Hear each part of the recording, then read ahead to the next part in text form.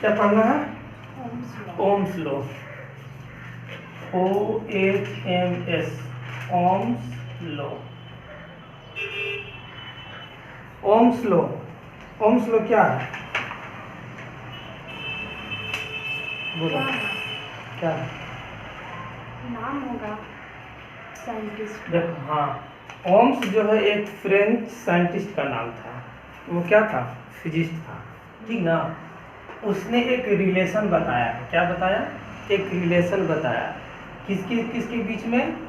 तो वोल्टेज और करंट के बीच में, ठीक ना। वोल्टेज का मतलब पोटेंशियल डिफरेंस, ये होता है ना, पोटेंशियल डिफरेंस। और आई का मतलब क्या होता है? करंट। तो पोटेंशियल डिफरेंस और करंट के बीच में एक रिलेशन दिया था, और रिलेशन देने वाला का नाम था ओम्स। अब इसीलिए जो है ये अपने ही नाम पर इस लॉ को रख दिया ओम्स लॉ, ठीक ना। जैसे कि अब कि एक टर्मिनल से दूसरे टर्मिनल तक, ये फर्स्ट टर्मिनल हो गया, सेकेंड टर्मिनल हो गया, ठीक ना। तो एक टर्मिनल से दूसरे टर्मिनल तक कोई करंट जा रहा है। क्या कर रहा है? करंट जा रहा है, जिसको हम लोग क्या से डिनोट करते हैं? आई से, ठीक ना। तो इसके और इस टर्मिनल के बीच में पोटेंशियल डिफरेंस क्या होगा? भी होगा ना। पोटेंशियल डिफरेंस यानी कि वोल्टेज भी कह सकते हैं कि पोटेंशियल डिफरेंस क्या होगा? इसमें भी होगा। तो उसने यही करंट और पोटेंशियल डिफरेंस के बीच में एक रिलेशन दिया था, और ये सिर्फ उसी के लिए वर्क करता है जिस वायर से, जिस कंडक्टर से करंट जा रहा है, मतलब सिर्फ इसी कंडक्टर के लिए, ठीक ना। कोई दूसरा जब कंडक्टर लेंगे तो उसके लिए भी यही रिलेशन होगा, लेकिन वैल्यूज क्या होगा? अलग अलग होगा।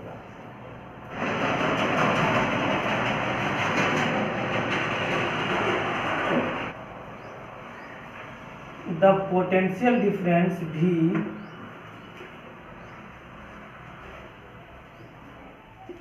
the potential difference V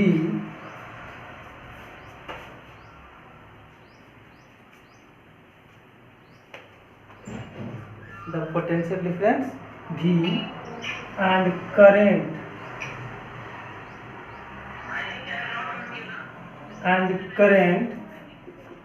through the metallic wire and current through the metallic wire I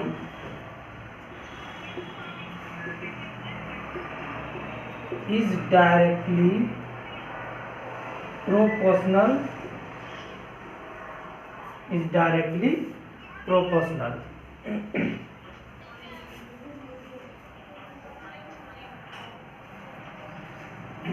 directly proportional.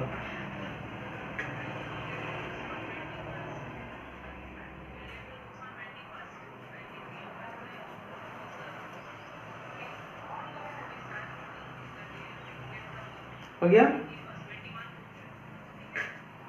In this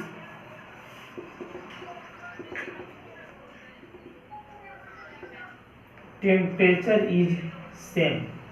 इस कंडीशन में टेम्परेचर क्या होता है? सेम होता है। In this temperature is same, this is called Ohm's law. This is called Ohm's law. हो गया? देखो अब इसको थोड़ा समझ लो एक बार कि ओम्स लॉ क्या बोल रहा था। ओम्स ने एक रिलेशन दिया है किसके बीच में? करंट आई और एक मेटालिक वायर, ठीक ना। ये क्या है? मेरा मेटालिक वायर है, ठीक ना। अब उसका पोटेंशियल डिफरेंस क्या चीज? भी के बीच में। तो पोटेंशियल डिफरेंस क्या होता है? टू टर्मिनल्स के बीच में पोटेंशियल डिफरेंस होता है, जैसे ए और बी के बीच में पोटेंशियल डिफरेंस होगा, ठीक ना। तो उसने ये बोला कि पोटेंशियल डिफरेंस भी जो है, ठीक ना, पोटेंशियल डिफरेंस भी जो है और करंट जो पास कर रहा है इस मेटेलिक वायर से आई है, वो क्या है? मेरा आई। ये दोनों एक दूसरे के क्या है? डायरेक्टली प्रोपोर्शनल है। क्या है ये? डायरेक्टली प्रोपोर्शनल है। समझ में? ये बोल रहा था ओम्स लॉ। कोई दिक्कत इसमें? तो इसी को लैंग्वेज में लिखना है। जब ओम्स लॉ का डिफिनेशन पूछेगा तो इसी चीज़ को हम लोग क्या लिखना रहता है? लैंग्वेज में लिखना रहता है, ठीक ना। तो यही चीज़ को इतना लंबा हम लिखे हुए हैं, बाकी इसमें कुछ नहीं है। डायरेक्ट टेम्परेचर को कोई इफेक्ट इसका नहीं पड़ेगा, ठीक ना। तो क्या बोला कि V is directly proportional to I है। कोई दिक्कत इसमें? ये ना बोला था कि potential difference V and current through the metallic wire I is directly proportional. ये क्या दूसरे होता है? डायरेक्टली प्रोपोर्शनल होता है। इन दिस और इसमें टेम्परेचर क्या होता है? सेम होता है। उसी को हम लोग क्या बोलते हैं? Ohm's law. ये स्टेटमेंट को सबसे पहले कौन दिया था? ओम्स बताया था, इसीलिए वो अपने ही नाम पर इसको रख लिया ओम्स लॉ। है समझ में? कोई दिक्कत? तो देयरफॉर तो ओम्स के स्टेटमेंट के अकॉर्डिंग भी क्या हो जाएगा? डायरेक्टली प्रोपोर्शनल क्या हो जाएगा? आर हो जाएगा। इसको बोलते हैं क्या जी? Directly proportional. कोई दिक्कत? और दिस इंप्लाइज, तो अगर हम डायरेक्टली प्रोपोर्शनल को रिमूव करेंगे, हटाएंगे, ठीक ना, तो यहाँ पर एक कांस्टेंट डालते हैं।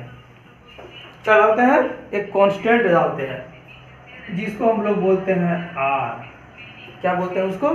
आर। और ये हो गया मेरा क्या चीज? आई। जब कांस्टेंट हटाएंगे तो इक्वल टू में जाएगा। कांस्टेंट हटाएंगे तो क्या हो जाएगा? इक्वल टू में जाएगा। तो कांस्टेंट हटाए तो इक्वल, और कांस्टेंट की जगह पर प्रोपोर्शनल हटाया तो इक्वल टू लिखेंगे और इसके जगह पे कांस्टेंट डालेंगे। इसको क्या बोलते हैं? आर बोलते हैं। कोई दिक्कत? तो ये इक्वेशन नंबर फर्स्ट बोलते हैं, इसको इक्वेशन नंबर तो सर ये आर का नेम क्या है? बता रहे हैं। यहाँ तक समझ में आया ना कि ये प्रोपोर्शनल को हटाएं तो इक्वल टू डालते हैं और साथ में कांस्टेंट डालते हैं। क्या दिखाते हैं? आर से। आर मेरा क्या है?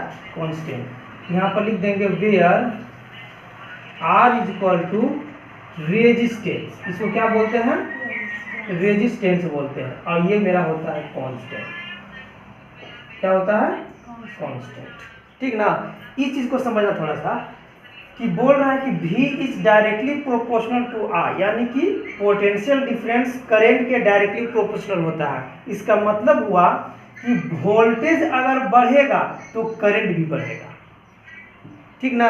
और सब लोग भी देखता है कि वोल्टेज अगर बढ़ेगा तो करंट भी बढ़ेगा, अगर वोल्टेज घटेगा तो करंट भी घटेगा। तो V डायरेक्टली प्रोपोर्शनल का मतलब यही होता है समझ में। इसमें जो है से सारा चीज किस पर डिपेंड? करंट का डिपेंड किस पर पड़ता है? तो वोल्टेज पर डिपेंड पड़ता है, यानी कि पोटेंशियल डिफरेंस पर। अगर पोटेंशियल डिफरेंस बढ़ेगा तो करंट भी बढ़ेगा, पोटेंशियल डिफरेंस घटेगा तो करंट भी घटेगा।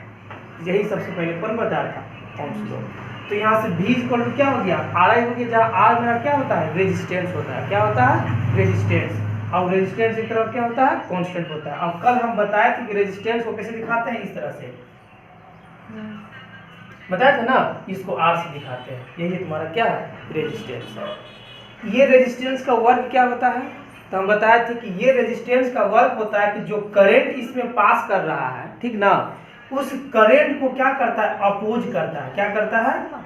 अपोज करता है, मतलब रोकता है, जान नहीं देता है। कह सकते हैं कि एक तरह से दरवाजा पर यहाँ से ये खड़ा है गार्ड लोग, है ना, उधर से कोई आ रहा है, चलो इधर नहीं आना है, रोकता है ना, किधर आना मना है, किसी को धक्का देता है। तो यही करंट को क्या करता है? ये धक्का देता है। इसी को हम लोग क्या बोलते हैं? रेजिस्टेंस बोलते हैं। है समझ में? रेजिस्टेंस किसको बोलेंगे? और this implies V is equal to, इसको सजा दो, I को पहले लिख दो और R को बाद में लिख दो। V is equal to IR, एक तुम्हारा फॉर्मूला बन गया, एक रिलेशन बन गया। तो इक्वेशन नंबर से क्या मान लेते हैं? 3। V is equal to IR। है समझ में? और दिस इंप्लाइज, अब अगर हम यहाँ से निकालना चाहेंगे करंट का वैल्यू, I का वैल्यू, तो I equal to V by R हो जाएगा। यहाँ से I इक्वल टू V है, R मल्टीप्लाई में इक्वल टू किस साइड में आएगा तो क्या चीज हो जाएगा? डिवाइड हो जाएगा। तो I equal to V by R. एक और रिलेशन मिल गया, I equal to V by R. Equation number से क्या बोल देते हैं हम लोग? 4। कोई दिक्कत इसमें? चलो यहाँ तक इसको लिख लो।